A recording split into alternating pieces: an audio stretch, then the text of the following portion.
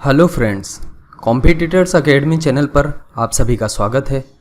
आज की इस वीडियो में हम एनवायरमेंटल करंट अफेयर 2020 को डिस्कस करेंगे। वीडियो में आगे बढ़ने से पहले मैं आपको इस वीडियो के बारे में बताना चाहता हूँ कि ये वीडियो प्रीलिम्स ज्ञान सीरीज़ 2020 का पार्ट है और इसमें 100 डेज़ का क्रैश कोर्स डिज़ाइन किया जाएगा, जिसमें यूपीएससी प्रीलिम्स में पूछे जाने वाले सभी सब्जेक्टों और करंट अफेयर्स की डिटेल में एनालिसिस दिया जाएगा और वो प्रीलिम्स स्पेसिफिक एनालिसिस होगा ताकि आप प्रीलिम्स कोर्स को अच्छे से पढ़ सकें, समझ सकें। इस चैनल का उद्देश्य स्मार्ट स्टडी और इजी लर्निंग को प्रमोट करना है और इस प्रीलिम्स ज्ञान सीरीज़ का उद्देश्य लॉकडाउन के दौरान जो बच्चों की स्टडी अफेक्टेड रही है या फिर जिन स्टूडेंट्स ने अपनी पढ़ाई कंप्लीट कर ली है बट वो रिवाइज करने की सोच रहे हैं, उनके लिए कम से कम समय में ज़्यादा से ज़्यादा स्मार्ट वे में पढ़ाई का स्कोप तैयार किया जा रहा है। तो चलिए दोस्तों, वीडियो शुरू करते हैं।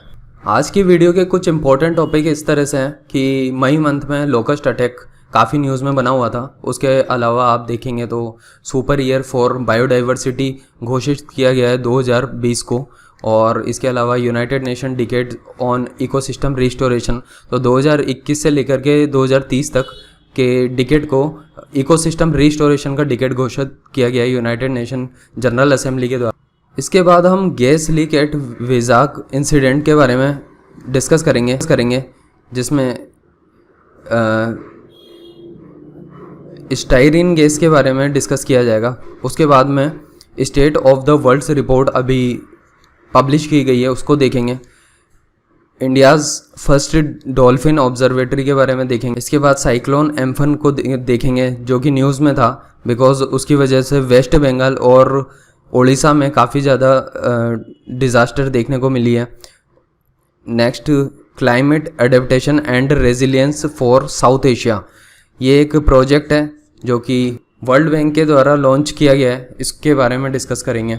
जल शक्ति अभियान, ये जल जीवन मिशन के अंडर में चल रहा है, तो इसको देखेंगे। ये एक कंजर्वेशन का एफर्ट है जो कि वाटर कंजर्वेशन से डील करेगा, तो इसके बारे में देखेंगे। सुंदरबंस न्यूज़ में बने हुए थे मई मंथ में, तो यूपीएससी काफ़ी क्वेश्चन पूछती है सुंदरबंस से, इसको भी देखेंगे। फिर कंजर्वेशन ऑफ माइग्रेटरी स्पीशीज़, ये एक कन्वेंशन था जो कि साइन हुआ था पहले, तो ये काफ़ी इम्पोर्टेंट है क्योंकि माइग्रेटरी इस स्पीशीज़ से रिलेटेड केवल ये ओनली केवल एक अकेला कन्वेंशन है, तो ये काफ़ी इम्पोर्टेंट है।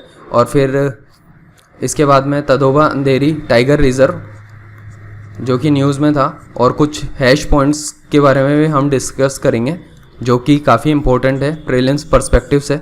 ओवरऑल ये स्लाइड्स सभी प्रीलिम्स पर्सपेक्टिव से ही डील करेगी और इसमें काफ़ी इम्पोर्टेंट प्रीलिम्स कंटेंट मिलेगा आप सभी को।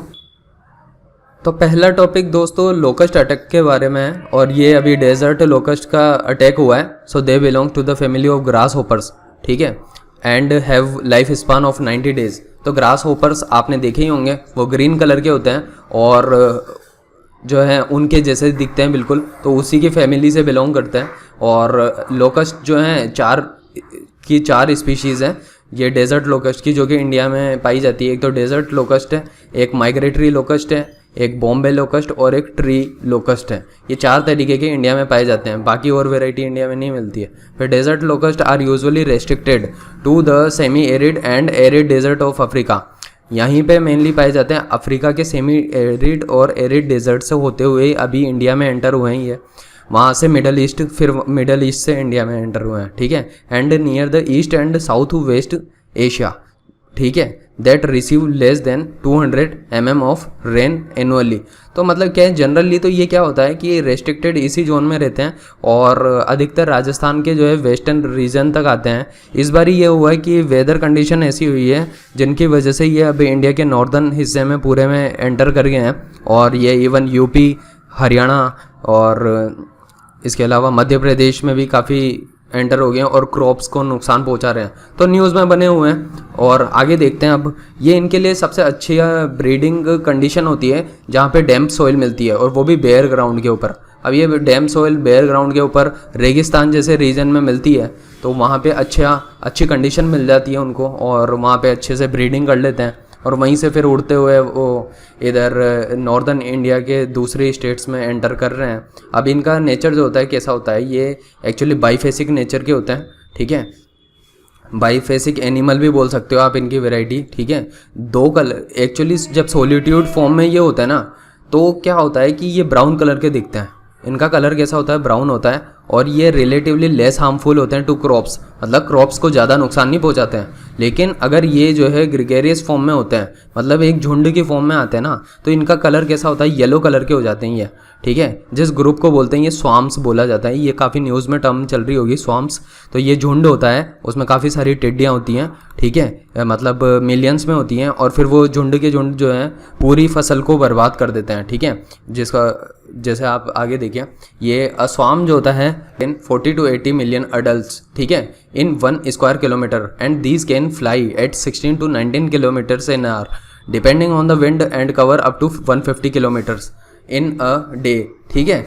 तो आप देख सकते हो कि 40 से 80 मिलियन के ये मतलब झुंड में होते हैं, और उसके बाद ये क्या है कि हवा के साथ में जो है मूव करते जाते हैं। तो अभी क्या है कि विंड की डायरेक्शन भी कुछ ऐसी रही है, कुछ ऐसे रीजंस रहे हैं, ठीक है, जिसकी वजह से ये इंडिया के पूरे नॉर्दर्न इंडिया में काफ़ी फैलते जा रहे हैं ये।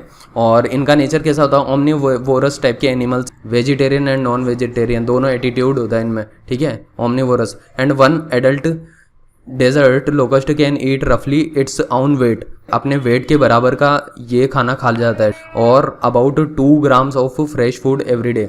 सो in all these are 3 breeding seasons होता है, 3 ब्रीडिंग सीजन आते हैं इनका हर साल में। एक तो विंटर में भी ब्रीडिंग करते हैं, स्प्रिंग में भी ब्रीडिंग करते हैं, और समर सीजन में भी ब्रीडिंग करते हैं। तो आप देख सकते हो, लेकिन इंडिया में क्या होता है, इंडिया में केवल समर सीजन होता है, ओनली 1 लोकस्ट ब्रीडिंग सीजन होता है इंडिया में, ठीक है, जो कि समर ब्रीडिंग सीजन होता है यहाँ पे, ठीक है। आगे बढ़ते हैं, reason for recent locust attack. ये बहुत इंपॉर्टेंट है कि कुछ इंपॉर्टेंट रीज़न थे यहाँ पे जिसकी वजह से इंडिया तक स्प्रेड हो गया है, और इंडिया में काफ़ी अच्छे बड़े लेवल पे ही अभी मध्य प्रदेश राजस्थान में फसलों को ख़राब कर रहे हैं। तो फेवरेबल वेदर कंडीशन बन गई है यहाँ पे एक्चुअली, क्योंकि लो प्रेशर जोन क्रिएट हो गया इंडिया में, उसकी वजह से भी एक रीज़न है। एक इंडियन ओशन डाइपोल का रीज़न है।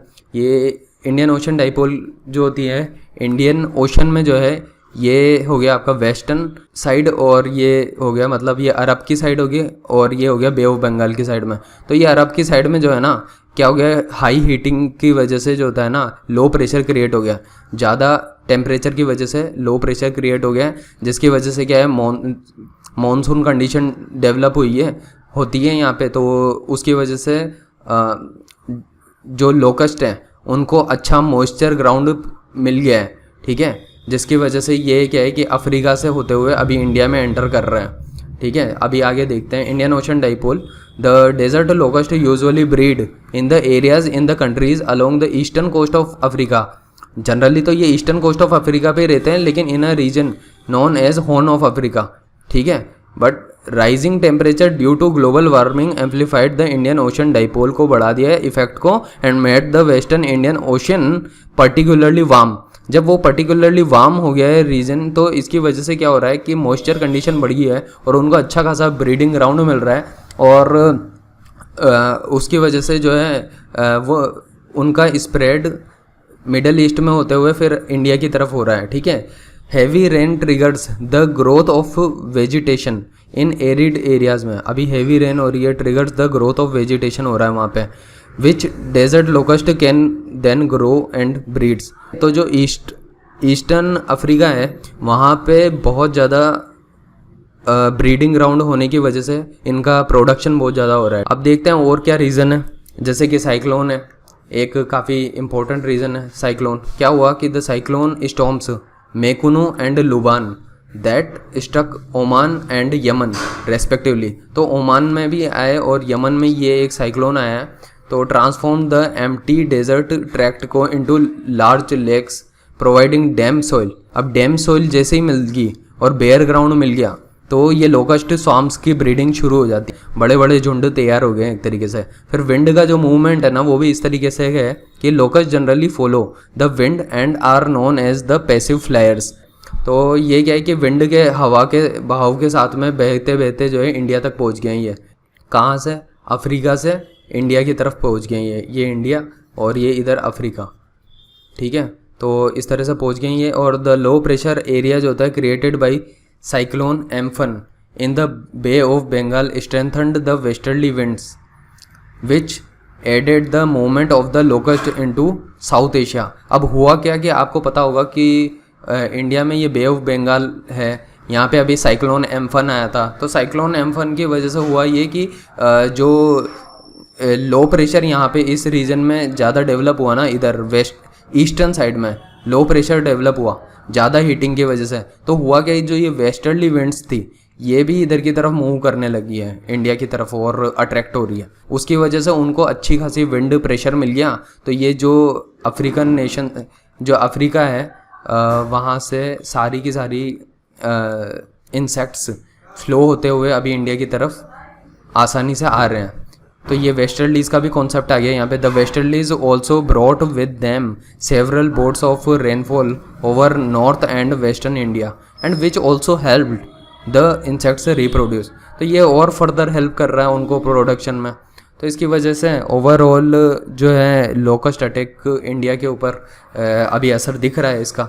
अभी इंडियन गवर्नमेंट ने क्या किया इसके लिए, तो इंडियन गवर्नमेंट ने एक ऑर्गेनाइजेशन बना रखी है लोकस्ट वार्निंग ऑर्गेनाइज। तो ये काफ़ी इंपॉर्टेंट है। इसका हेडक्वार्टर कहाँ पे, तो ये जोधपुर में है। ये देखिए जोधपुर में है और ये ministry of agriculture and farmers welfare में आता है। तो इन्होंने क्या किया है, एक जो है पेस्टिसाइड है, ये काफ़ी टॉक्सिक पेस्टिसाइड है जिसका नाम है मेलाथियन 96। ये याद रखना अच्छे से, एग्जाम में पूछेगा ये कि मेलाथियन टाइप से, ठीक है। ये किससे डील करता है, मेलाथियन 96 क्लोरोपाइरीफोस। तो ये जो है ये पेस्टिसाइड जो है इसकी किलिंग के लिए, लोकस्ट की किलिंग के लिए काफ़ी यूज़फुल है और सजेस्ट किए गए हैं भाई लोकस्ट वार्निंग ऑर्गेनाइजेशन की तरफ। तो जो ये लोकस्ट वार्निंग ऑर्गेनाइजेशन है उसका काम क्या है, उसका काम है मॉनिटरिंग करने का, सर्वे करने का एंड कंट्रोल करने का डेजर्ट लोकस्ट को in scheduled desert area mainly in state of Rajasthan and Gujarat. Mostly क्या होता है दोस्तों कि ये जो लोकस्ट अटैक होता है ना वो राजस्थान और गुजरात के जो डेजर्ट एरिया है उसमें होता है। इस बार कुछ अच्छा ब्रीडिंग ग्राउंड मिल गया है इनको, इस वजह से इनका प्रोडक्शन बहुत ज़्यादा हो रहा है लोकस्ट का और वो इंडिया के ये MP यूपी तक भी स्प्रेड हो रहा है, ये इवन हरियाणा में भी स्प्रेड हो रहा है। नेक्स्ट टॉपिक है सुपर ईयर फॉर बायोडाइवर्सिटी। ये काफ़ी इम्पोर्टेंट टॉपिक है और ये क्या है 2020 को जो है सुपर ईयर फॉर बायोडाइवर्सिटी बोला जा रहा है। क्यों बोला जा रहा है, क्योंकि एक प्लान लॉन्च हुआ था, strategic plan for biodiversity with 20 global HE targets adopted in 2010 ends in 2020। अब HE टारगेट्स जो थे ये स्ट्रेटेजिक प्लान फॉर बायोडाइवर्सिटी में बनाए गए थे, ये 20 टारगेट्स थे और ये सब टारगेट्स को 2020 तक कंप्लीट करना था। तो ये ईयर ख़त्म हो रहा है बायोडाइवर्सिटी का, तो इसलिए इसको सुपर ईयर फॉर बायोडाइवर्सिटी बोला गया है। फिर अबाउट अगर इसके बारे में देखें, ये स्ट्रेटेजिक प्लान फॉर बायोडाइवर्सिटी 2011 से 2020 तक जो चला था, तो उसके बारे में देखें तो आपको देखने को मिलेगा कि strategic plan is comprised of a shared vision, a mission and 20 targets organized under 5 strategic goals. तो 20 तो टारगेट थे, 5 स्ट्रेटेजिक गोल्स थे, कलेक्टिवली नोन एज इनको HE बायोडाइवर्सिटी टारगेट बोलते हैं। तो ये जो टारगेट्स थे ये क्या है कि हर मेंबर कंट्री जो कि CBD कंजर्वेशन ऑफ बायोडाइवर्सिटी के अंदर में आती है ना, जो भी पार्टीज़ आती हैं उन सबको इम्प्लीमेंट करना था इन टारगेट्स को। तो 10 साल के लिए इम्प्लीमेंट करना था, तो इंडिया ने भी उसमें पार्टिसिपेट किया था। तो आप देख सकते हो कि उसके बारे में हम अभी बात करेंगे। उससे पहले आप ये देख लो कि इनका विज़न और मिशन क्या था। जो ये स्ट्रेटेजिक प्लान है फॉर बायोडाइवर्सिटी है, जब ये अभी ख़त्म हो गए हैं तो इसकी एक इम्पोर्टेंस देखी जा रही है, क्योंकि अब से एक नए प्लान आएंगे, वो देखते हैं। विज़न इसका ये है कि living in harmony with nature by 2050 biodiversity is valued, conserved restored and wisely used, maintaining ecosystem services, sustaining a healthy planet and delivering benefits essential for all people।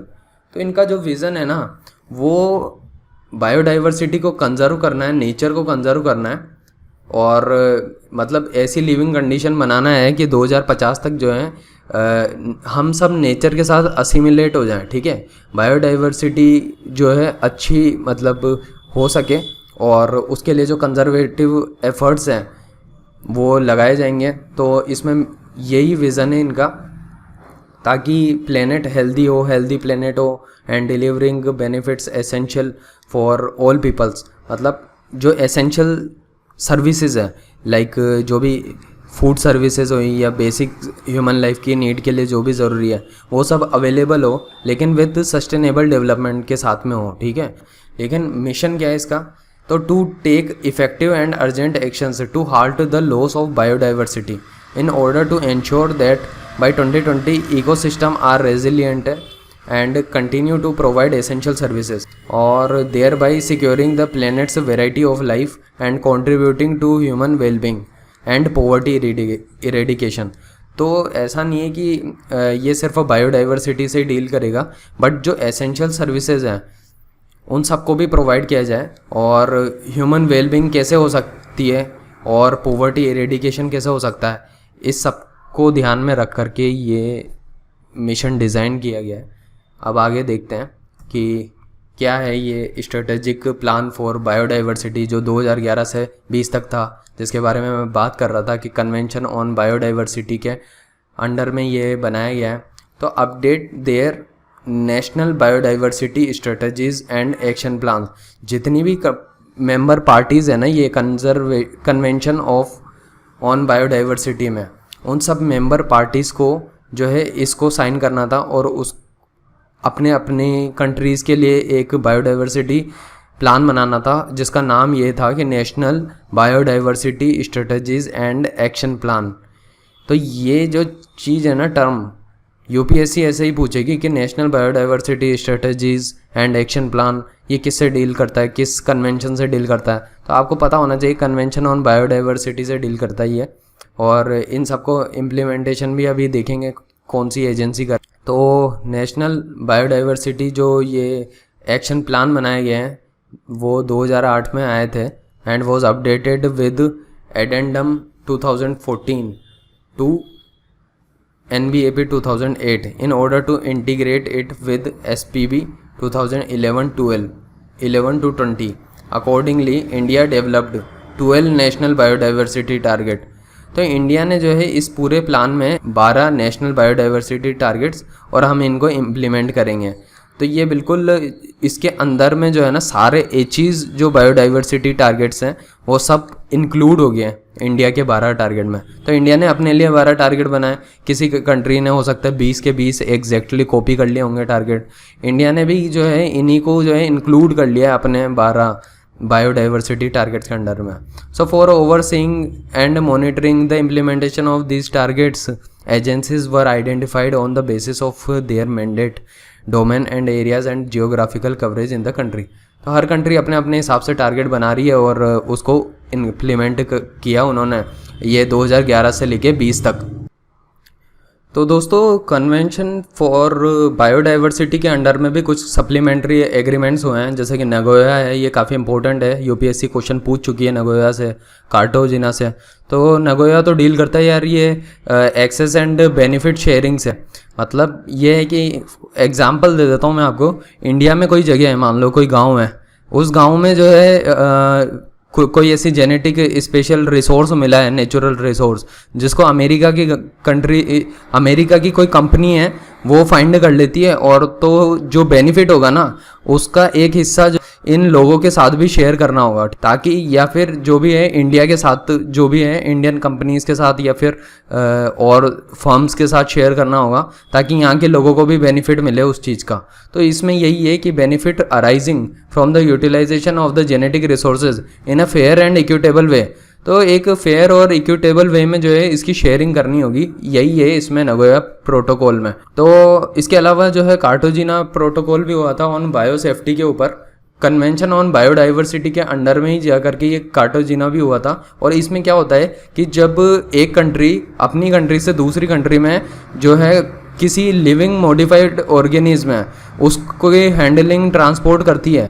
मान लो अमेरिका है, अमेरिका ने India में जो है कोई चीज़ launch की है और वो चीज़ के जो है टेक्नोलॉजिकली उसके कुछ ह्यूमन हेल्थ पे कुछ बैड इफ़ेक्ट हो जाते हैं, ह्यूमन हेल्थ पे या फिर बायोलॉजिकल डाइवर्सिटी पे, कुछ भी लिविंग मॉडिफाइड ऑर्गेनिज्म की वजह से। तो उन सबको जो है इसके अंदर में काउंटर किया गया है कार्टाजीना प्रोटोकॉल में, ठीक है। तो ये बायोसेफ्टी से रिलेटेड है, कोई डिजीज़ है वो इसके थ्रू स्प्रेड नहीं हो जाए इंडिया में। हो सकता है वो प्लांट में भी हो जाए, हो सकता है वो एनिमल्स में भी हो जाए और ह्यूमंस में भी हो सकता, किसी की भी हेल्थ अफेक्ट हो रही है तो ये सब इसके अंदर कवर होता है कार्टाजीना प्रोटोकॉल में। इसके बाद एक सप्लीमेंट्री समिट ये प्रोटोकॉल हुआ था, Nagoya Kuala Lumpur supplementary protocol on liability and redress to the Cartagena protocol on biosafety. मतलब इसका ही फर्दर एक्सटेंशन था ये। तो जो भी है कोई ना कोई तो लाइबल होगा ना अगर कुछ दुर्घटना घट जाती है तो उसके लिए, तो इस सब में उसी चीज़ को कवर किया गया।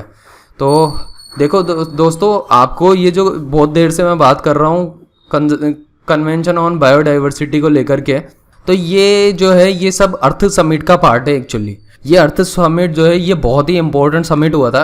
ये कब हुआ था? ये 1992 में हुआ था, ठीक है, ऑर्गेनाइज अर्थ समिट। इसको रियो समिट भी बोलते हैं कुछ लोग और कुछ लोग अर्थ समिट बोलते हैं, ठीक है। रियो समिट इसलिए बोला जाता है क्योंकि ये रियो डी जेनेरिया जो है ब्राज़ील में ऑर्गेनाइज हुआ था ये समिट। ये 2012 में ना, 2012 में जब 20 साल हो गए थे इसको, मतलब +20 कर दो इसको, तो 2012 में वापस से रियो +20 के नाम से ये एक और समिट हुआ था जो कि सस्टेनेबल डेवलपमेंट के ऊपर था, ठीक है। तो इनके नाम है ये बहुत अच्छे से नाम याद रखना, United nation conference on environment and development. इस नाम से जो है ये एक ऑफिशियल नेम है। किसका ऑफिशियल नेम है? ये अर्थ समिट का ही एक ऑफिशियल नेम है जो 1992 में हुआ था। और जो इसके बाद में ये एक सस्टेनेबल डेवलपमेंट का हुआ था, United nation conference on sustainable development, ये 2012 में हुए समिट का एक ऑफिशियल नेम है। अब आप देख सकते हो यहाँ पे कि ये रियो +20 के नाम से भी है और रियो अर्थ समिट इसको 2012 भी बोलते हैं। तो ये सस्टेनेबल डेवलपमेंट के पर्पज़ से हुआ था। इसके अलावा आपको मैं बताता हूँ कि जो अर्थ समिट था ना उसमें 3 रिपोर्ट पेश की गई थी, मतलब सामने रखी गई थी, ठीक है। एक तो Rio declaration and on environment and development, ये रिपोर्ट थी। एजेंडा 21 थी, फॉरेस्ट प्रिंसिपल्स के ऊपर एक रिपोर्ट थी। उसके अलावा जो है ना इस रियो समिट में 3 लीगली बाइंडिंग एग्रीमेंट सामने रखे गए थे जिनको फिर फर्दर है ना अलग अलग कंट्रीज़ ने अपने अपने हिसाब से साइन किया था। अब इंडिया ने तो तीनों के तीनों ही साइन कर लिया, देख लो। कन्वेंशन ऑन बायोलॉजिकल डाइवर्सिटी जिसके बारे में मैं बहुत देर से बात कर रहा हूँ, CBD जिसके अंडर में ये जो है नगोया हुआ, कार्टाजीना हुआ और ये तीसरा सप्लीमेंट्री जो है कन्वेंशन हुआ, ये इवेंट हुआ। इसके अलावा देखो आपको बताता हूँ कि CBD जो है ये तो बायोडाइवर्सिटी से डील करता है। अभी इसके अलावा एक framework convention on climate change है जिसके बारे में आपको पता होगा, जो पेरिस समिट है ना, पेरिस समिट हुआ, फिर पेरिस समिट में जो है पेरिस एग्रीमेंट हुआ है अभी रिसेंटली 2015 में, वो इसके अंडर में है। तो इसमें भी अलग कॉन्फ्रेंस ऑफ पार्टीज़ हैं, इसमें भी कुछ कॉन्फ्रेंस ऑफ पार्टीज़, इसमें भी कॉन्फ्रेंस ऑफ पार्टीज़ है और इसमें भी कॉन्फ्रेंस ऑफ पार्टीज़ है। वो सब करती क्या है, वो सब आती है, मीटिंग होती है इनकी हर साल में एक बार, और फिर वो इस वाले में तो बायोडाइवर्सिटी पे चर्चा होती है, इस वाले में क्लाइमेट चेंज के ऊपर चर्चा होती है। और ये United nation convention on combat desertification में डेजर्टिफिकेशन को कंट्रोल करने के लिए और इरेडिकेशन प्रोग्राम जो भी चलाए जा रहे हैं पूरे वर्ल्ड में उसके बारे में चर्चा होती है, ठीक है। तो हर साल इनके सबमिट होते हैं। फिर उसके बाद में क्या बात हो रही है कि भाई N important achievement of the summit was an agreement था on climate change convention, और जो कि एक क्योतो प्रोटोकॉल भी आगे जा कर के हुआ और पेरिस एग्रीमेंट भी हुआ।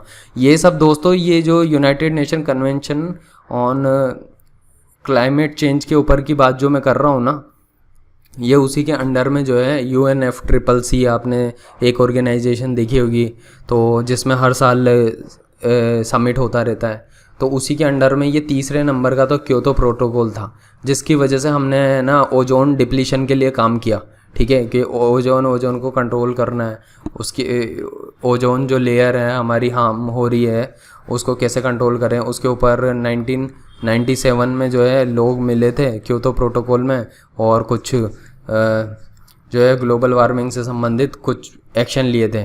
फिर आपको पता होगा पेरिस एग्रीमेंट भी काफ़ी मतलब हाईलाइट में, पेरिस एग्रीमेंट भी। ठीक है, आगे देखते हैं। अभी जो है ये जो डिकेड है एक्चुअली जो 2021 से लेकर के 2030 का है, उसको यूनाइटेड नेशन जनरल असेंबली ने क्या कह दिया है कि ये अब इकोसिस्टम के रीस्टोरेशन का डिकेड होगा। उन्होंने ये घोषणा की है, ठीक है, कि भाई इकोसिस्टम को रीस्टोर करेंगे इस डिकेड में।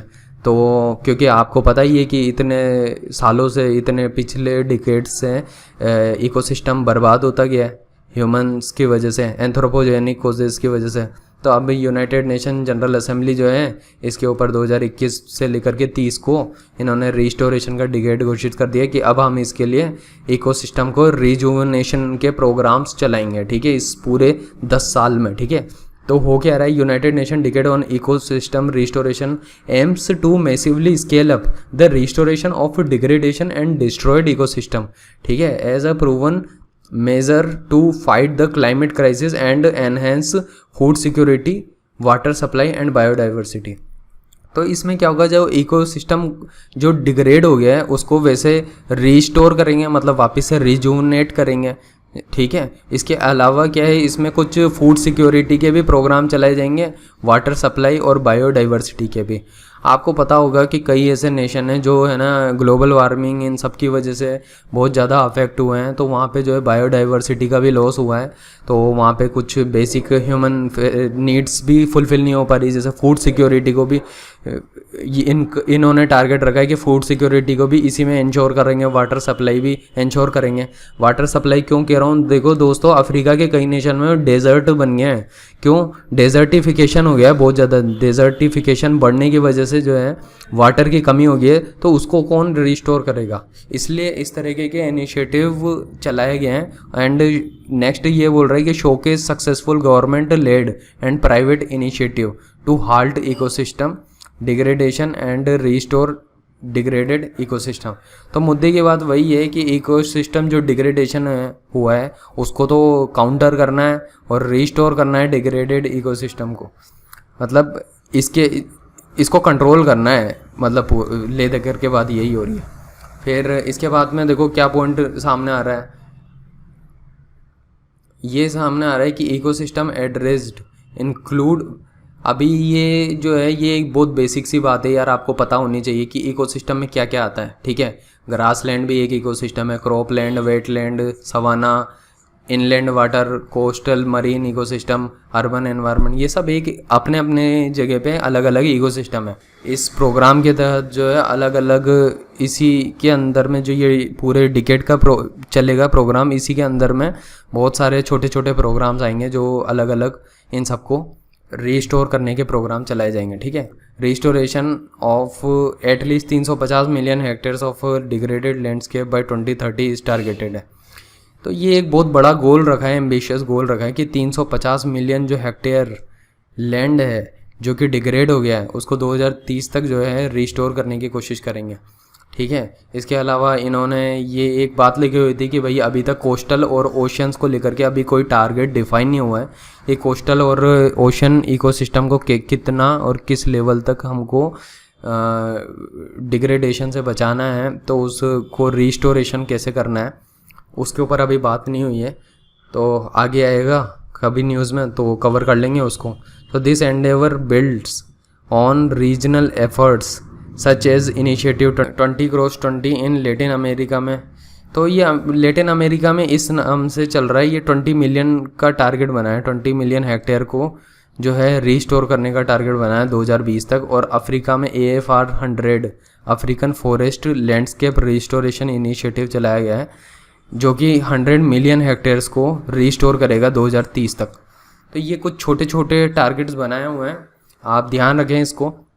बात मुद्दे की ये आ रही कि भाई ये सब इम्प्लीमेंट कौन करेगा, तो यार ये यूनाइटेड नेशन एनवायरमेंटल प्रोग्राम और ये फूड एंड एग्रीकल्चर ऑर्गेनाइजेशन है ना, ये दोनों मिलजुल करके जो है इम्प्लीमेंट करेगी प्रोग्राम को, जो पूरे 10 साल, अगले 10 साल चलेगा। अब आप अपने दिमाग में अच्छे से बिठा लो इस बात को। इसमें ये इम्प्लीमेंटेशन एजेंसी होगी, ये जो है 350 मिलियन हेक्टेयर्स लैंडस्केप को रिस्टोर करने का टारगेट बना दिया। और बाकी जो है लेटिन अमेरिका के लिए ये छोटू मोटू 20 मिलियन का जो है 2020 तक इसको रिस्टोर करने का है, और अफ्रीका में 2030 तक 100 मिलियन हेक्टेयर्स को रिस्टोर करने का टारगेट बनाया। ठीक है, अब देखो यार, ये नेक्स्ट टॉपिक है। ये इस साल न्यूज़ में काफ़ी अभी बना हुआ था, मई मंथ में। ठीक है, अभी गैस लीक इंसिडेंट हुआ। तो गैस का नाम है स्टाइरिन गैस, अच्छे से याद कर लो, स्टाइरिन गैस है। साइंस एंड टेक के पॉइंट ऑफ व्यू से मान लो, या फिर आप जो है एनवायरमेंटल पॉइंट ऑफ व्यू से मान लो, ये काफ़ी इंपॉर्टेंट हो जाता है कि ये लीक हुआ है। अभी किस फैक्ट्री में हुआ है? LG polymer India private limited में जो है ये गैस लीक हुआ है। इसकी वजह से काफ़ी लोगों की डेथ हो गई थी विशाखापट्टनम में, जो कि आंध्र प्रदेश में। ठीक है, तो अब जो यूपीएससी के पॉइंट ऑफ व्यू से क्वेश्चन बन सकता है वो क्या है कि भाई ये जैसे गैस लीक इंसिडेंट हो गया है, तो इससे रिलेटेड कौन कौन से एक्ट है जो इम्पोर्टेंट है, जो कि गवर्नमेंट ने एक्ट बना रखा है, जिसके थ्रू जो है इस तरीके के डिज़ास्टर को लीगली कैसे है ना, मतलब काउंटर करें। ठीक है, तो उसके लिए एक तो एनवायरमेंटल प्रोटेक्शन रूल है 1986 में, उसमें है कुछ बातें लिखी हुई हैं। ठीक है, hazardous waste management handling and transboundary movement rule 1989 है। इसके अलावा manufacture storage and import of hazardous chemical rules 1989, chemical accident emergency planning preparedness and response rule 1996, factories amendment act 1987, public liability insurance act 1991। इसके अंदर जो बात लिखी हुई है इसको मैं अभी बता देता हूँ आपको। और नेशनल ग्रीन ट्रिब्यूनल है, उसने भी कुछ ऑर्डर दे रखा है। तो ये सब चीज़ें कुल मिलाकर के जो है ना लीगली जो है काउंटर करती है इस तरीके की, जैसे गैस लीक इंसिडेंट टाइप की इंडस्ट्रियल डिज़ास्टर हो गई है, तो इसको काउंटर करती है। ठीक है, तो इसमें पब्लिक लाइबिलिटी इंश्योरेंस एक्ट में तो ये है, देखो मुद्दे की बात, कि जो इंडस्ट्री है, इंडस्ट्री के मालिक को जो है एक इंश्योरेंस पॉलिसी लेकर के रखनी है, ताकि क्या है कि फ्यूचर में कभी ऐसे डिज़ास्टर हो जाए ना, तो वो उसको जो है इंश्योरेंस कंपनी के थ्रू उन सब लोगों को जिनकी डेथ हो गई है, या फिर जो इंजर्ड हो गए हैं या कुछ हो गया है उनको, उन सबको पैसा मिल सके। ठीक है, और एनजीटी ने भी ऐसा ही कुछ एक प्रिंसिपल बना रखा है, मतलब उस कंपनी की पूरी जिम्मेदारी है इस पूरी फॉल्ट को जो है रिजोल्व करने की। ठीक है, ये एनजीटी के एक्ट में लिखा हुआ है। आपको मैं पॉलिटी के करंट अफेयर में भी मैंने बताया था कि 2 तरीके की लाइबिलिटी हैं। ठीक है, जिसमें अभी रिसेंटली अभी एब्सोल्यूट लाइबिलिटी का कॉन्सेप्ट चलता है। ठीक है, तो आप उस वीडियो में देखना कि मैंने किस तरह से समझाया हुआ है इसको, जो नो फॉल्ट लाइबिलिटी का कॉन्सेप्ट है ना उसको। और ये गैस लीक इंसिडेंट के बारे में पॉलिटिकल करंट अफेयर्स में भी है। ठीक है, आप उस वीडियो में देखना उसके बारे में। अब इसके बाद एक स्टाइरिन गैस है, अब इसको भी देख लेते हैं, और इट्स टॉक्सिसिटी। एक्चुअली इस गैस का नेचर ऐसा होता है, ये एक्चुअली गैस नहीं होती है, ये कलरलेस लिक्विड होता है। और होता ये कि जैसे ही टेम्परेचर 65 डिग्री सेंटीग्रेड से ज़्यादा हो जाता है ना, तो ये जो है गैस फॉर्म में कन्वर्ट होने लगता है ये लिक्विड, और एनवायरनमेंट में फैल जाता है, और ऑक्सीजन जो होते हैं उसके साथ रिएक्ट करके या सेल्फ रिएक्शन से भी जो है ये फैल जाता है एनवायरनमेंट में। तो इसको जो है कंट्रोल करने के लिए इस स्टाइरिन गैस को 15 डिग्री सेंटीग्रेड से 20 डिग्री सेंटीग्रेड के बीच में टेम्परेचर पे रखा जाता है, और टेम्परेचर को मेंटेन करके रखा जाता है, तभी ये जो है लिक्विड अपनी कंडीशन में बना रहता है। और ये काफ़ी कार्सिनोजेनिक नेचर का होता है, इसके कारण कैंसर हो सकता है। कार्सिनोजेनिक वो कंपाउंड होते हैं विच कोजेस कैंसर। ठीक है, तो इस तरह से है। और according to India manufacture storage and import of hazardous chemical rule 1989, styrene is classified as a hazardous and toxic chemical है। ठीक है, स्टाइरिन को एक टॉक्सिक केमिकल बताया गया है। इंडिया के जो manufacture storage and import of hazardous chemicals rule 1989 है, उसमें लिखा हुआ है। अभी मैंने थोड़ी देर पहले बताया था ये। ठीक है, ये manufacture storage and import of hazardous chemical rule 1989। अब आगे बढ़ते हैं। तो नेक्स्ट टॉपिक है state of the world's forest report 2020 और इसमें बताया गया है कि United Nation environmental programme and food and agriculture organization has jointly दोनों ने मिलजुल करके रिलीज़ किया है इस रिपोर्ट को, state of the world's forest 2020 report को, ठीक है। अब तो ये ध्यान रखना, ये प्रीलिम्स पॉइंट ऑफ व्यू से ऐसी चीज़ें काम की होती हैं। Actually state of the world's forest report के जो रिजल्ट्स हैं एक्चुअली उनको लिया गया है फूड एंड एग्रीकल्चर ऑर्गेनाइजेशन के ग्लोबल फॉरेस्ट रिसोर्सेज असेसमेंट से लिया गया है इसको, ठीक है। उसमें बताया ये गया कि देखो फॉरेस्ट कवर जो है 31% of the global land area का कवर करता है। तो आपके दिमाग में होना चाहिए कि पूरे वर्ल्ड का 31% ग्लोबल लैंड एरिया का, ठीक है, लैंड एरिया का 31% तो फॉरेस्ट है, ठीक है। And more than half of the world forest are found in 5 countries में, मतलब इन 5 ही कंट्री में 50% से ज़्यादा फॉरेस्ट तो यहीं पे ही है, जैसे कि ब्राज़ील हो गया, कनाडा हो गया, चाइना हो गया, रशिया, यूएस, ठीक है। आपको पता ही है अमेज़न फॉरेस्ट आ जाता है, कनाडा है तो काफ़ी बड़ा लैंड एरिया है, रशिया का, चाइना का, यूनाइटेड स्टेट्स का, तो काफ़ी फॉरेस्ट तो यहीं आ जाते हैं। एक इम्पॉर्टेंट प्रीलिम्स फैक्ट है कि भाई जो है वर्ल्ड में सबसे ज़्यादा फॉरेस्ट किसके हैं, तो ट्रॉपिकल जोन में आते हैं, मतलब किस तरीके के वेराइटी के फॉरेस्ट हैं, तो सबसे ज़्यादा ट्रॉपिकल वेराइटी के फॉरेस्ट हैं जिनका प्रपोर्शन सबसे ज़्यादा है वर्ल्ड के फॉरेस्ट में, मतलब। और उसके बाद में जो है बोरियल टाइप के फॉरेस्ट हैं। बोरियल थोड़े से ना टेगा वेगा टाइप के होते हैं, ठीक है, जहाँ पे ज़्यादा बर्फ़ होती है ना, जहाँ पे ये पोलर रीजन में मिलते हैं इस तरीके के forest, boreal forest polar region में मिलते हैं। एक थर्ड वन है टेम्परेट टाइप के फॉरेस्ट हैं, उसके बाद में जो है सब ट्रॉपिकल है। तो आपको समझ आ रहा होगा, ट्रॉपिकल सबसे ज़्यादा, उसके बाद बोरियल के बाद में टेम्परेट और टेम्परेट के बाद में सब ट्रॉपिकल, ठीक है। अब आगे बढ़ते हैं। इस एक इंडेक्स पब्लिश हुआ था दोस्तों, और ये किसने पब्लिश किया था, ये हैश पॉइंट मान के चलो आप इसको, बहुत इंपॉर्टेंट बात है ये जो है फॉरेस्ट स्पेशलिस्ट इंडेक्स है जिसको वर्ल्ड वाइल्ड लाइफ फंड ने लॉन्च किया है, ठीक है। यूपीएससी को ये इंडेक्सेस पूछने का काफ़ी शौक है, ठीक है, तो वो इस तरीके से पूछ सकते हैं कि फॉरेस्ट स्पेशलिस्ट इंडेक्स है वो किस ऑर्गेनाइजेशन के द्वारा पब्लिश किया गया है। तो आपको ध्यान रखना है कि ये वर्ल्ड वाइल्ड लाइफ फंड ने पब्लिश किया है। अगर मान लो यूनाइटेड नेशन एनवायरमेंटल प्रोग्राम आ गया तो उसको जाके मत टिक कर देना, ठीक है, वर्ल्ड वाइल्ड लाइफ फंड का काम है ये। उसके बाद में forest also poses health risk due to forest associated diseases, ये एक अच्छा प्रीलिम्स फैक्ट लग रहा था मुझे, तो मैंने इसको इंक्लूड किया है कि भाई फॉरेस्ट की वजह से होने वाली जो डिजीज़ है उसमें मलेरिया है, HIV है, इबोला है, लाइम डिजीज़ है एक, ठीक है, चेगस डिजीज़, लेशमेनियासिस है, ठीक है। तो ये सब फॉरेस्ट ओरिजिनेटेड डिजीज़ हैं, ठीक है, जो फॉरेस्ट से एनिमल्स के थ्रू फिर ह्यूमंस। फिर इंडियाज़ नेक्स्ट टॉपिक है इंडियाज़ फर्स्ट डॉल्फिन ऑब्जर्वेटरी है। ये ऑब्जर्वेटरी जो है बनाई तो देखो बिहार में गई है, ठीक है, बिहार में I think so Bhagalpur district में होनी चाहिए। आप इस चीज़ को जो है देख लेना भागलपुर डिस्ट्रिक्ट में किस में है, बट जो है ये क्यों ये जो है ये डॉल्फिन ऑब्जर्वेटरी है। अब इसमें जो इम्पोर्टेंट फैक्ट आता है वो गैंगेटिक डॉल्फिन को लेकर के आता है। आपको पता है ये एक इम्पोर्टेंट एंडेंजर्ड जो है स्पीशी है, ठीक है, और ये काफ़ी न्यूज़ में रहता है और यूपीएससी को इससे क्वेश्चन पूछने का कुछ ज़्यादा ही इंटरेस्ट है, ठीक है। तो ये ध्यान रखना, they prefer deep waters in and around confluence of reverse, they can only live in fresh water and essentially blind.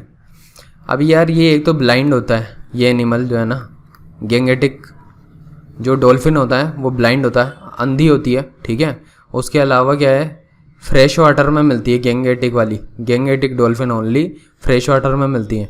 ऐसा नहीं है इंडिया में और तरीके की डॉल्फिन नहीं मिलती है, लेकिन ये जो गैंगेटिक डॉल्फिन है ये स्पेशली इसको फ्रेश वाटर पसंद है और ये ब्लाइंड होती है, और दे आर रिलायबल इंडिकेटर है of the health of the entire river ecosystem.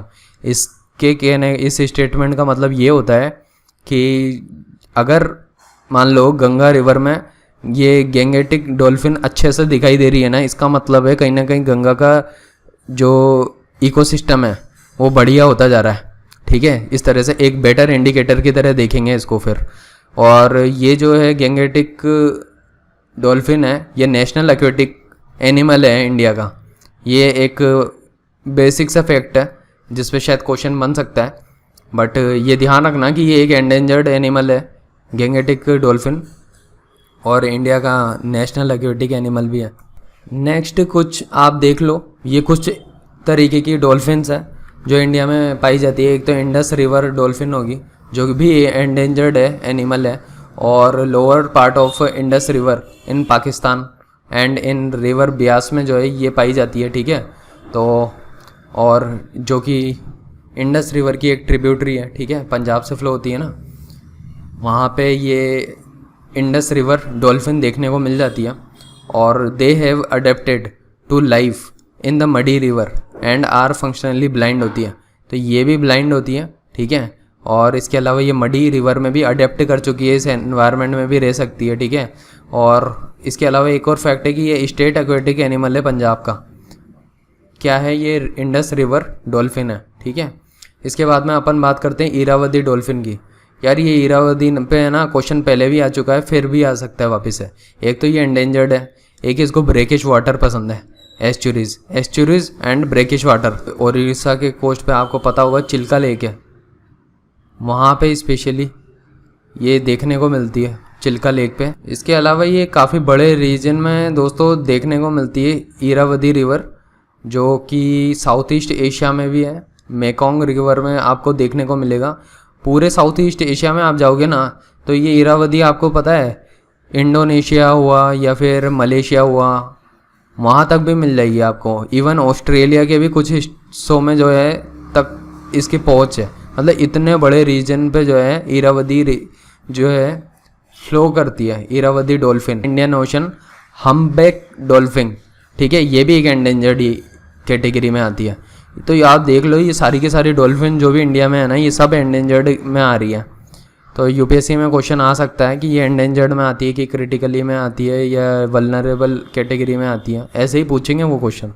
They prefer the shallow near shore water of countries in the Indian Ocean में, ideally with a fresh water inputs. मतलब इसको भी जहाँ पे क्या होता है आपको पता होगा, जहाँ पे रिवर फ्लो होती हुई आती है ना, और जहाँ पे ओशन मिल रहा होता है, ऐसी लोकेशन इसको पसंद आती है ये जो इंडियन ओशन हम्बैक डॉल्फिन है उसको। ठीक है, दे कैन भी, बाकी ये कि फ्रेश वाटर में भी मिल जाएगी और इसके अलावा ये उसमें ब्रेकिश वाटर में भी मिल जाएगी। ये जो है वेस्ट कोस्ट ऑफ इंडिया में मिलती है, अफ्रीका में बहुत देखने को मिलती है ये। ठीक है, अफ्रीका में ये जो साउथ अफ्रीका है उसके आसपास मिलती है।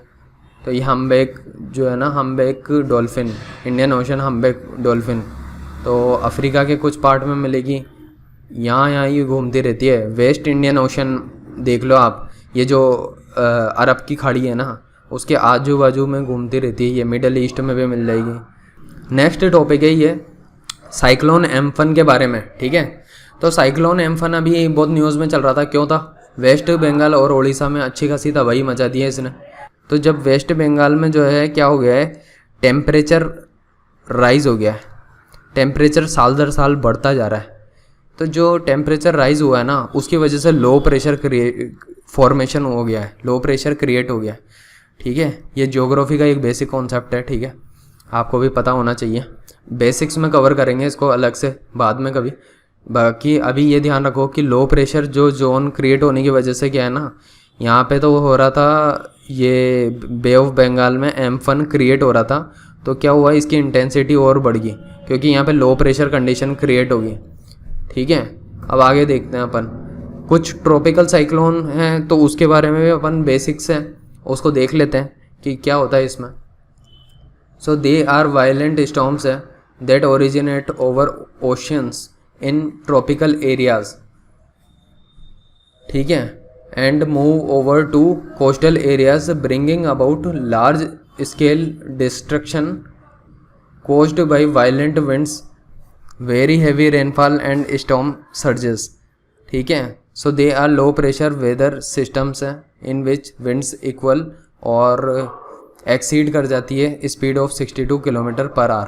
तो आपको मुद्दे की बात बोलूँ तो यही है कि ये ट्रॉपिकल जो साइक्लोन्स होते हैं वो ट्रॉपिकल रीजन्स में फॉर्मेशन होती है उनकी। क्यों होती है?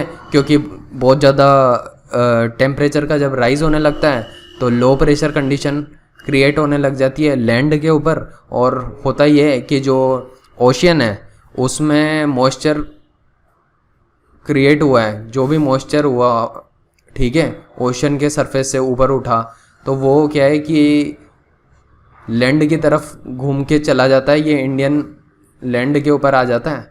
इधर तो लो प्रेशर, इधर हाई प्रेशर, तो हाई प्रेशर से लो प्रेशर की तरफ जो है विंड्स का मूवमेंट होने लगता है, और उसकी वजह से ये सारा का सारा मॉइस्चर जो है क्लाउड फॉर्मेशन कर लेता है, और क्लाउड फॉर्मेशन के थ्रू वो इंडिया के कोस्ट पे आकर के टकरा जाता है, ठीक है। इसलिए बार बार जो है यहाँ पे ट्रॉपिकल साइक्लोन्स आते रहते हैं, ठीक है।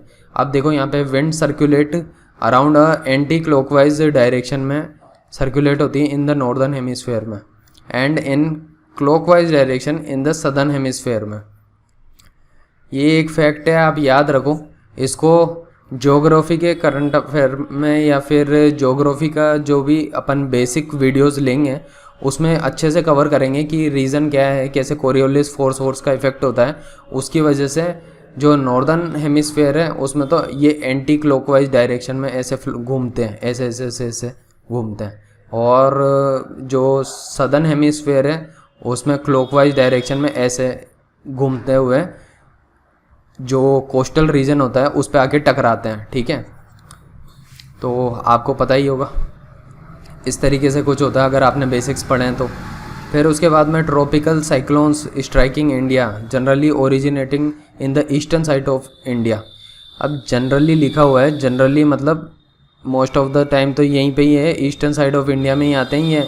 बे of Bengal is more prone होता है टू साइक्लोन्स है than Arabian sea, because it gets high sea surface temperature and low vertical shear winds होती हैं, एंड हैज़ इनफ मॉइस्चर होता है in middle layers of the atmosphere.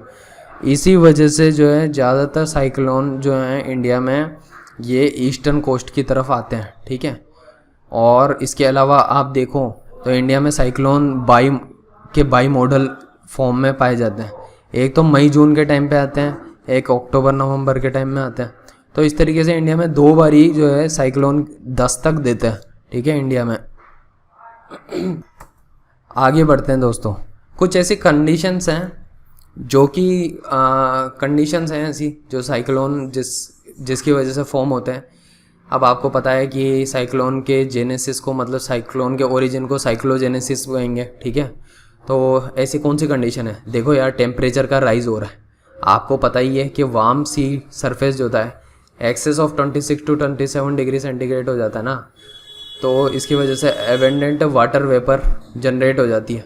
अब वो water vapour है तो वो क्लाउड को भी फॉर्मेशन करेगी, और उसकी वजह से जहाँ पे लो प्रेशर जोन क्रिएट हुआ होगा उसकी तरफ वो फ्लो करने लग जाएंगे, और फिर उसके बाद क्या होगा, उसके बाद बारिश होगी, रेनफॉल स्टार्ट हो जाएगा।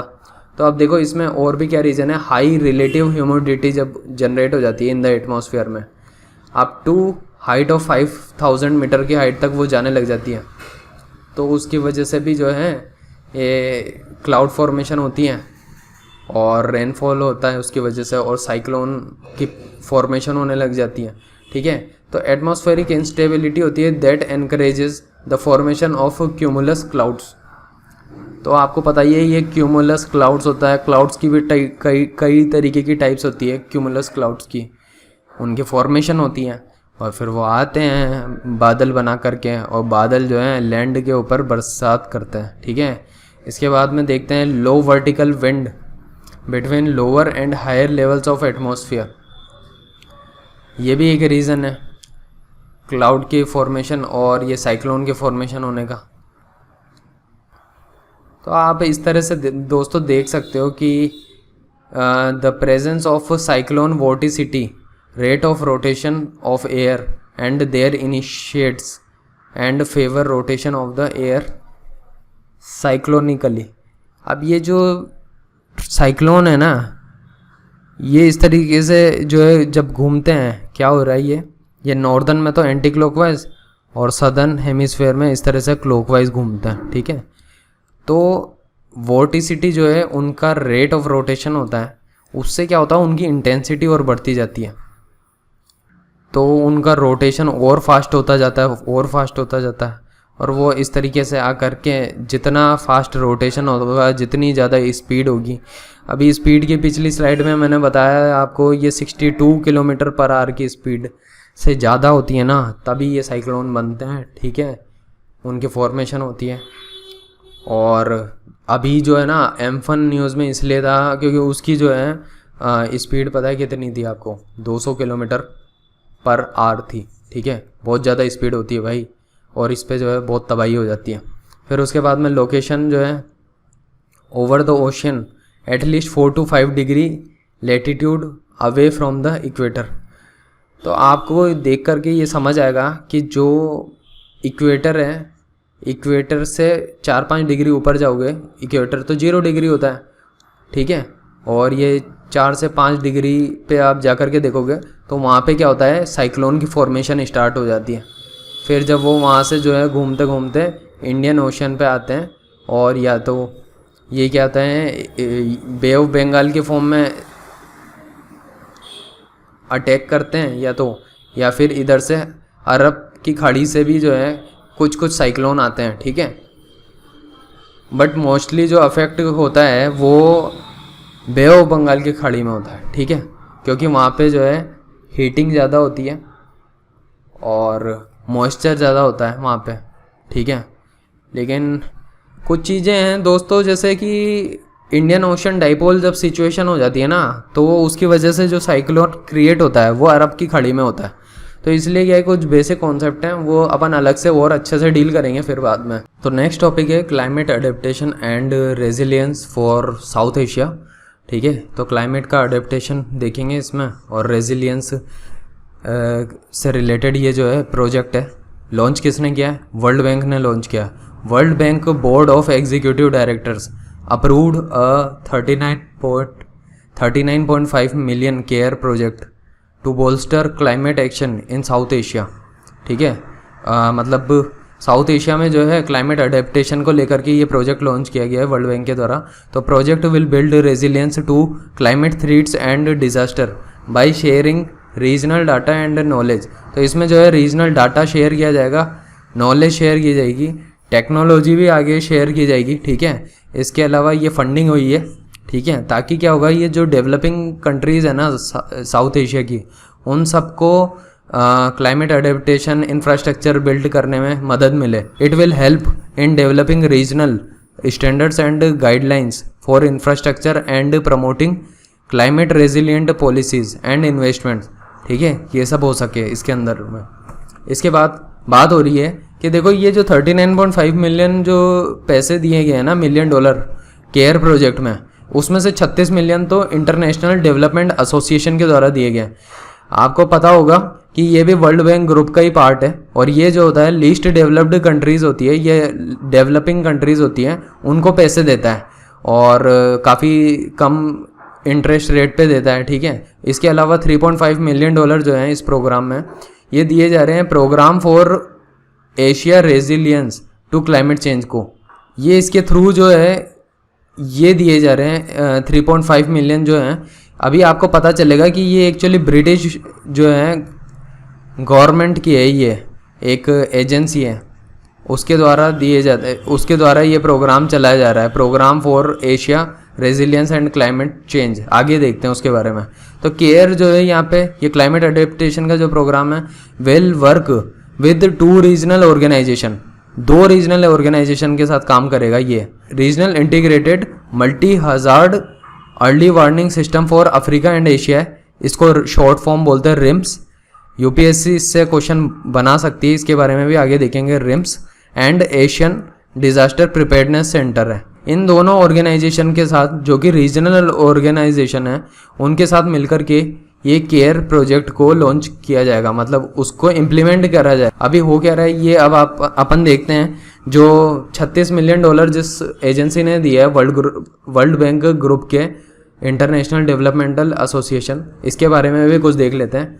IDA is the part of World Bank that helps the world's poorest countries. ये मतलब वर्ल्ड की पुअरेस्ट कंट्रीज़ के लिए ये एक्चुअली को फंडिंग करती है ये agency IDA। It aims to reduce poverty by providing loans, called credits and grants for programmes that boost economic growth, reduce inequalities and improve करता है पीपल की लिविंग कंडीशन। इनइक्वालिटी को कम करने का काम करता है, इकोनॉमिक ग्रोथ को बूस्ट करता है। सो इंटरनेशनल डेवलपमेंट जो एसोसिएशन है provides significant level of debt relief through the heavily indebted poor countries. अब आपको पता होगा अफ्रीका में भी काफ़ी जैसे पुअर कंट्रीज़ है वो इंडेप्टेड कंडीशन में चल जाती है।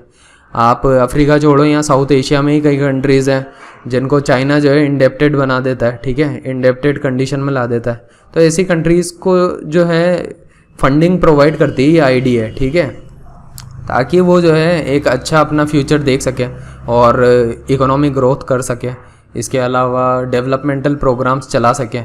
तो इसलिए ये जो है एजेंसी फंडिंग का काम करती है। इसके अलावा क्या होता है, इनिशिएटिव जैसे ये लेती है मल्टीलेटरल डेट रिलीफ इनिशिएटिव। तो ले दे कर के मुद्दे की बात यही है कि पुअरेस्ट कंट्री में जो प्रोग्राम्स हैं चलाए जाते हैं वो इस एसोसिएशन के द्वारा चलाए जाते हैं, और वो उसमें करती क्या है, वो कुछ नहीं करती है, बस सस्ती ब्याज दरों पर जो है लोन दे देती है, ग्रांट दे देती है, ठीक है। इसके अलावा हम बात कर रहे थे programme for Asia resilience to climate change. ये भी एक इस तरीके का एक ये ट्रस्ट है ये भी, ठीक है। It is a trust fund है supported by the United Kingdom's, ठीक है, development for international development and administered by the World Bank. World Bank इसको एडमिनिस्टर करती है इसके फंड को, ठीक है। बाकी ये जो है ये प्रोग्राम चलाती है साउथ एशिया में क्लाइमेट रेजिलियंस से related, Asia resilience to climate change का प्रोग्राम चलाती है। अब इसमें कौन कौन सी कंट्रीज़ आती है और ये कब लॉन्च हुआ था, तो लॉन्च तो 2018 में हुआ था और स्ट्रेंथन करता है डिज़ास्टर को एंड क्लाइमेट रेजिलियंस को in Afghanistan, Bangladesh, Bhutan, India, Maldives, Myanmar, Nepal, Pakistan and Sri Lanka. याद करने के लिए सिंपल सी बात है, जो सार्क नेशन है का ग्रुप है उसमें आप म्यांमार को और जोड़ दो, म्यांमार को, ठीक है। तो इन सबको जो है ये फंडिंग प्रोवाइड करती है और मतलब उसके लिए जो है क्लाइमेट रेजिलियंस का प्रोग्राम चलाती है, ठीक है। तो फंडिंग तो इनको जो है अभी 3 मिलियन के करीब की बताई थी ना मैंने, 3.5 मिलियन की फंडिंग हुई है इस ऑर्गेनाइजेशन को मिला है, जिसके थ्रू ये जो है प्रोग्राम चलाएगी, ठीक है। आगे देखते हैं regional integrated multi hazard early warning system for Africa and Asia. तो ये रिम्स ऑर्गेनाइजेशन के बारे में भी देख लेते हैं। ये एक इंटर गवर्नमेंटल इंस्टीट्यूशन है for the generation and application of early warning information. तो ये जो अर्ली वार्निंग होती है ना, अर्ली वार्निंग क्या होती है, अर्ली वार्निंग ये होती है जैसे मान लो कि साइक्लोन आ रहा है उसकी वार्निंग दे दी। ये भी एक क्लाइमेट चेंज की वजह से कई तरीके के साइक्लोन आ रहे हैं आजकल, तो आप देख सकते हो ना, सुनामी आ गई तो उसकी अर्ली वार्निंग दे दी। तो ये रिम्स जो है इवॉल्व हुई थी from the effort of countries in Africa and Asia में in the aftermath of the 2004 Indian Ocean tsunami.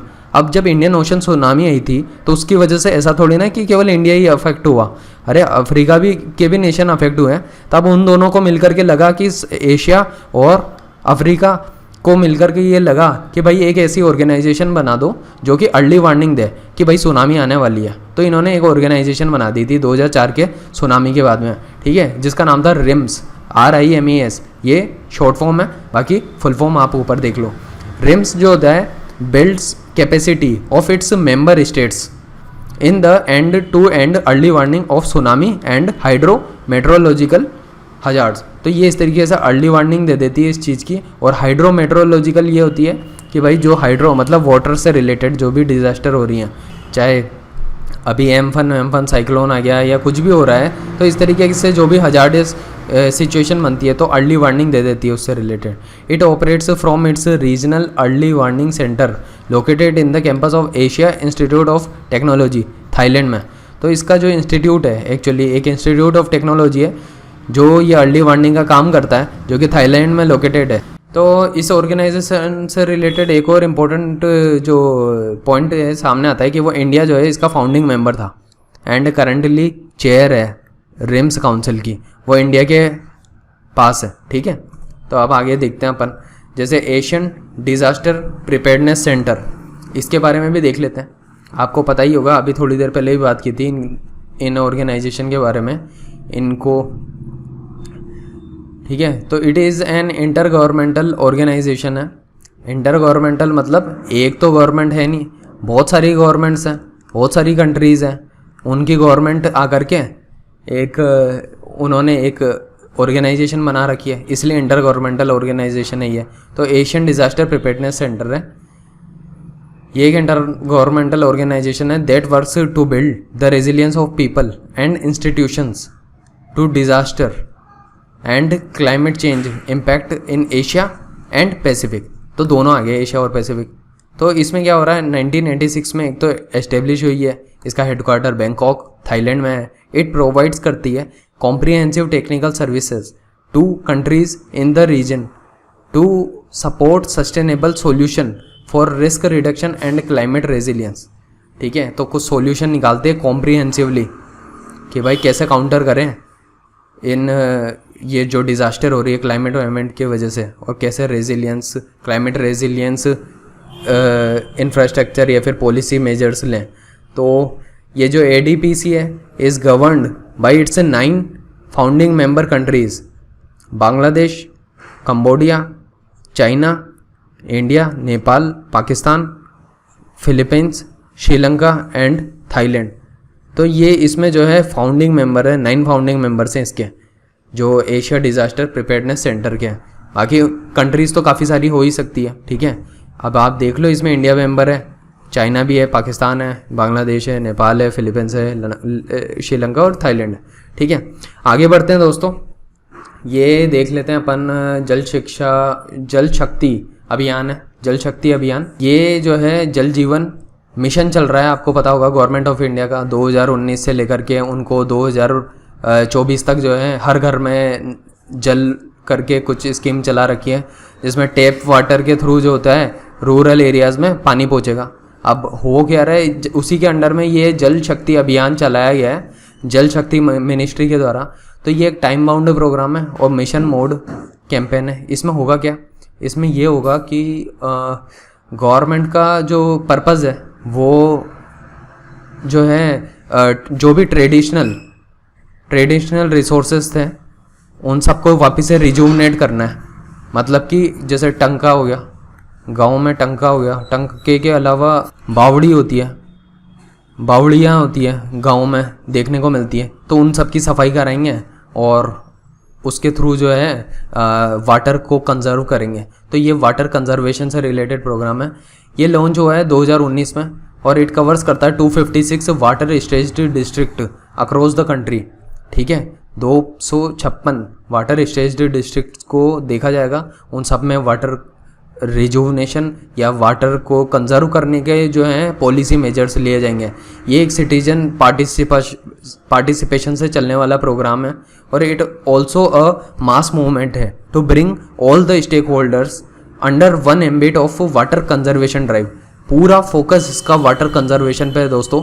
आपको पता है कि मॉनसून आता है हमारा अभी जून मंथ में, ठीक है, तो जून मंथ में मॉनसून आता है ना, तो उसी चीज़ को ध्यान में रख करके जो है ये प्रोग्राम गवर्नमेंट ने लॉन्च किया था। ठीक है, और इसमें हो क्या रहा है, इसमें कई सारी एजेंसीज़ का कोऑर्डिनेशन होगा।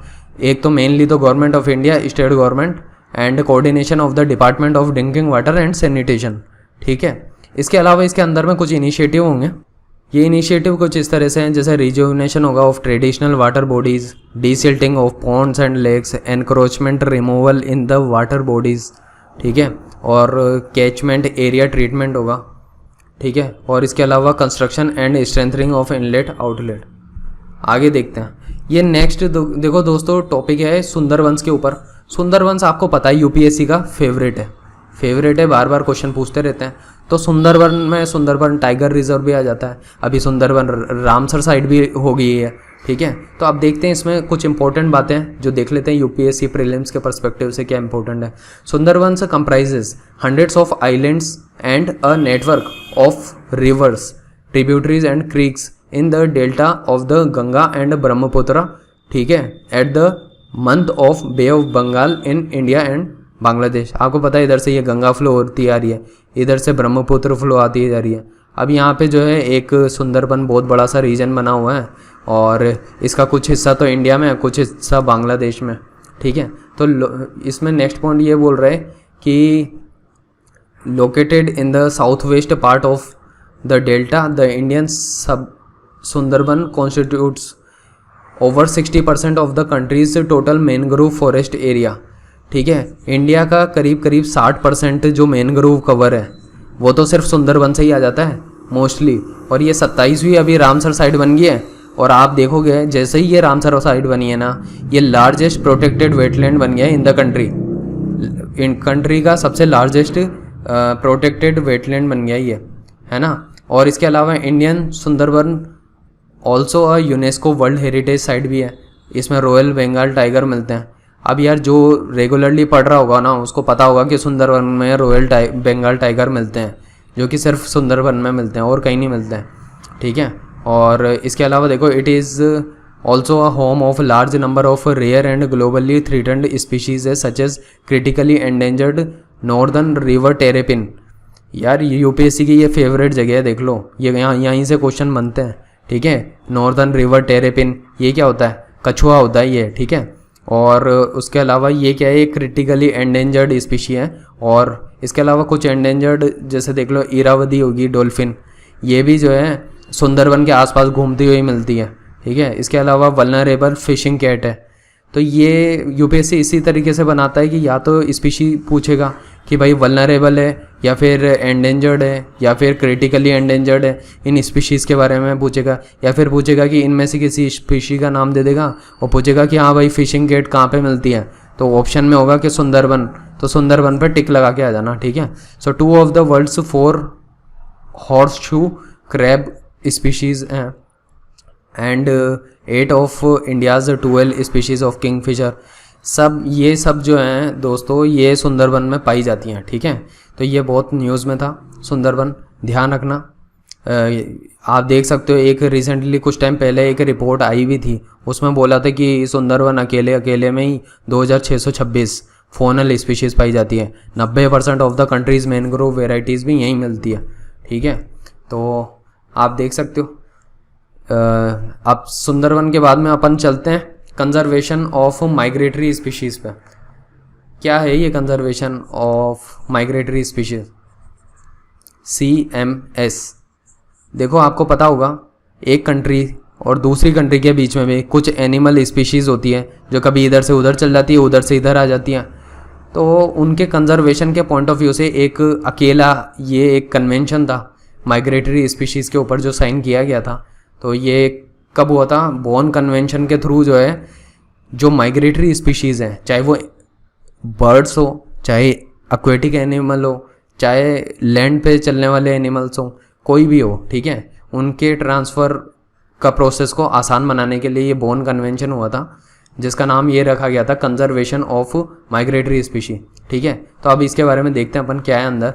To protect the migratory species throughout their range countries, A convention on conservation of a migratory species has been in force under the aegis of ये ध्यान रखना किसके अंडर में, ये यूनाइटेड नेशन एनवायरमेंटल प्रोग्राम के under में आता है ये इनिशिएटिव।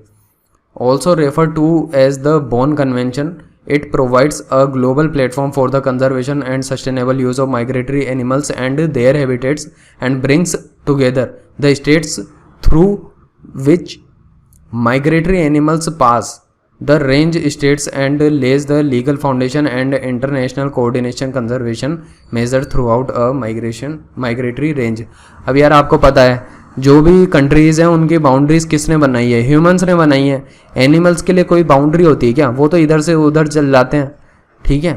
तो उनके लिए ही उनके प्रोटेक्शन को ध्यान में रख करके ये माइग्रेटरी स्पीशीज़ पे एक बॉन कन्वेंशन आया और उसी में यूनाइटेड नेशन एनवायरमेंटल प्रोग्राम के अंडर में जो है ये CMS जो है साइन वाइन किया गया है, ठीक है। इंडिया सब ने ज्वाइन कर रखा है ये, ठीक है। और ये देखो आप, इसमें क्या है, एक अपेंडिक्स 1 की लिस्ट है और एक अपेंडिक्स 2 की लिस्ट है। जो ज़्यादा एक्सटिंक्ट है ना, थ्रीटन्ड विद एक्सटिंक्शन माइग्रेटरी स्पीशीज़, उनको तो अपेंडिक्स 1 में रखा गया है, ठीक है। और स्ट्रिक्टली उनको प्रोटेक्ट किया जाता है, these animals conserving and restoring the places where they live, mitigating obstacles to migration and controlling other factors that might endanger them. तो उनका बड़ा ख्याल रखा जाता है, यूँ मान लो। दूसरी एक अपेंडिक्स 2 की भी कैटेगरी आती है, उसमें क्या होता है, माइग्रेटरी स्पीशीज़ दैट नीड और would significantly benefit from international cooperation, ठीक है। इस तरीके की स्पीशीज़ में भी इंटरनेशनल कोऑपरेशन देखने को मिलता है, ठीक है। लेकिन जो थ्रीटन्ड विद एक्सटिंक्शन है, ये दिमाग में रखना, ये अपेंडिक्स 1 में आता है। फिर CMS इज़ द ओनली, ये ओनली पे बड़ा अच्छे से ध्यान रखना, UPSC का फेवरेट होता है only global and UN based inter governmental organisation है established exclusively for conservation and management of terrestrial, aquatic, avian migratory species throughout their range, ठीक है। ये आपको समझ आ रहा होगा कि CMS में ये सब होता है। आगे बढ़ते हैं। ये स्लाइड बता रही है कि तदोबा अंधेरी टाइगर रिजर्व के बारे में। आपको पता ही होगा ये महाराष्ट्र में है, मतलब आइडिया लग जाना चाहिए, अंधेरी नाम आ रहा है, सुनने में आता है ना अंधेरी के बारे में।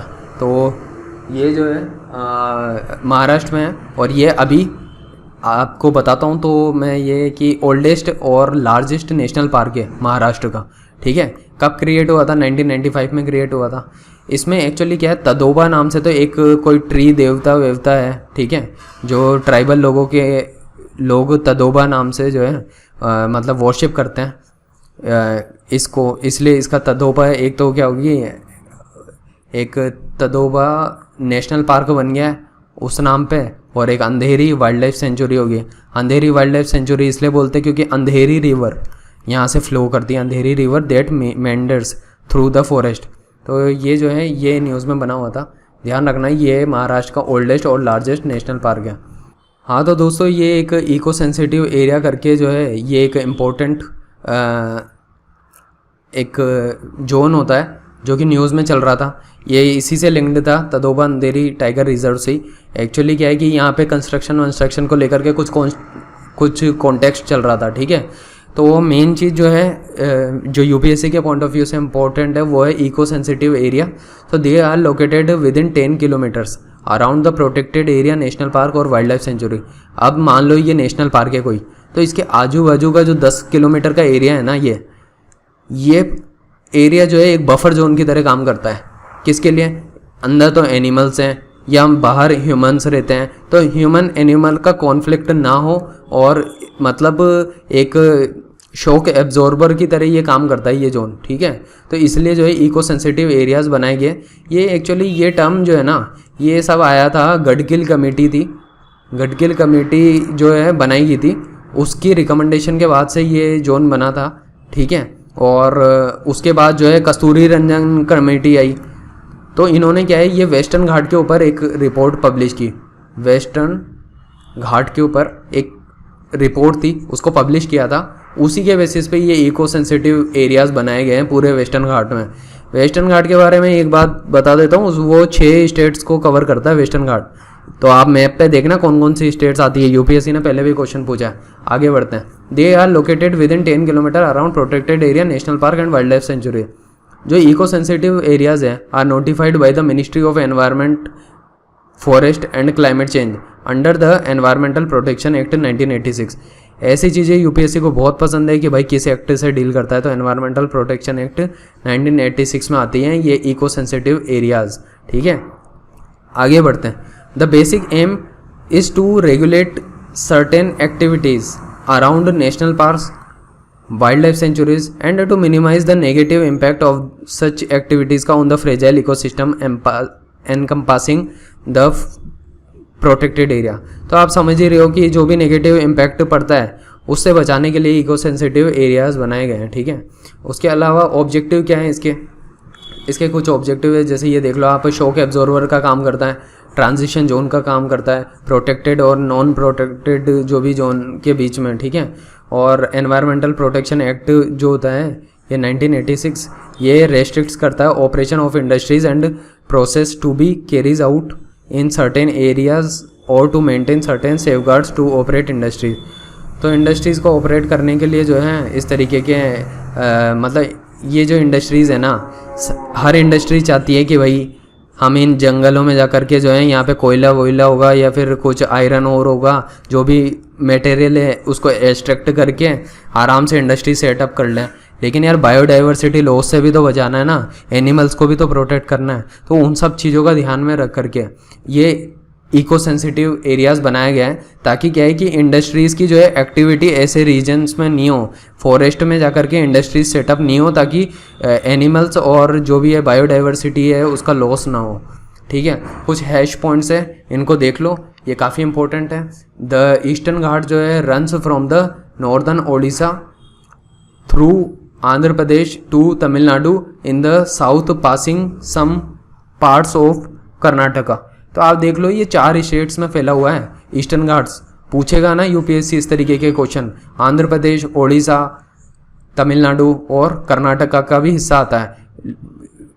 वहाँ पे है ना पेपर के टाइम पे ऐसा लगता है कि ये 3 ही स्टेट्स में आता होगा ईस्टर्न घाट, लेकिन ये कर्नाटका को भी कवर करता है, ठीक है। तो ध्यान रखना। स्टेबल बर्निंग है, ये आपको पता है सर्दियों के टाइम पे हर साल है ना ये इशू में आ जाता है न्यूज़ में, लेकिन इस बार ये जो है अभी बता रखा है इसके बारे में, ये देख लो आप, क्योंकि ये करंट अफेयर्स में किसी न किसी पर्पज़ से था।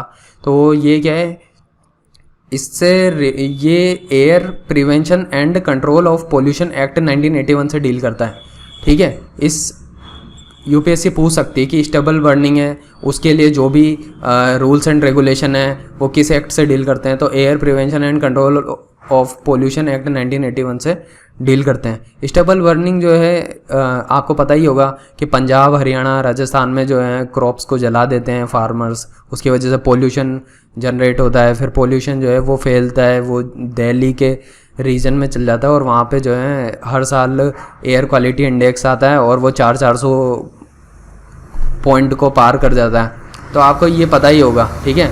और बाकी ये देख लो, ये एक्ट मुझे इंपॉर्टेंट लगा कि भाई ये पता होना चाहिए कि किस एक्ट से डील करता है। Stable burning results in emission होता है। अब एमिशन किसका होता है? Carbon dioxide, sulphur dioxide, nitrogen oxide, ठीक है, methane, carbon monoxide, volatile organic compounds and carcinogenic polysynchronic aromatic hydrocarbon. ये सब जो है ना, ये सब की फॉर्मेशन होती है, आपको ये ध्यान रखना होगा इसके थ्रू, स्टेबल बर्निंग के प्रोसेस के थ्रू, ठीक है। चलो दोस्तों, ये वीडियो यहीं तक, ये बहुत बड़ी लंबी वीडियो होगी और इसमें मेरी भी पूरी जान निकल गई इस वीडियो को बनाने में। अगर हो सके तो आप एक लाइक ज़रूर कर देना दोस्तों। और ये हमारा टेलीग्राम चैनल है, उसका लिंक आपको डिस्क्रिप्शन बॉक्स में मिल जाएगा और इस वीडियो की PDF भी आपको उसमें मिल जाएगी, ठीक है। और आपको कोई भी क्वेरी हो तो आप बेझिझक पूछिए, कमेंट बॉक्स में लिख दीजिए, हम उसको रिजॉल्व करने की कोशिश करेंगे। अगर अभी तक दोस्तों ये वीडियो देखी तो आप बहुत बहुत धन्यवाद।